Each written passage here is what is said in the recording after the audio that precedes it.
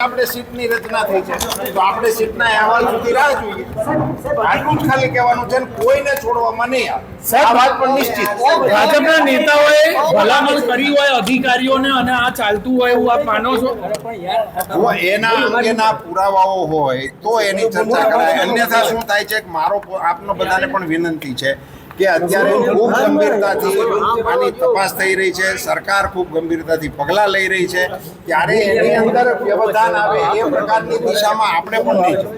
સાહેબ પણ નળ ગટર પાણી વીજળીના કનેક્શનો મળી જાય, નળ ગટર પાણી વીજળીના કનેક્શનો મળી જાય, જીએસટી નંબર પણ આવી જાય ટિકિટો આપનાર વ્યક્તિને, તો આ કેવી સરકારી સિસ્ટમ કે જેમાં ગેરકાયદેસર એકમને આટલી પરવાનગીઓ મળી જાય? એને માટે જ સીટ છે ને એમાં જ આવશે આ બધા મુદ્દાઓ એવા એકમો સામે પણ એફઆઈઆર થઈ એવા એકમો સામે પણ એફઆઈઆર થઈ જેની આપણે જાણ નથી.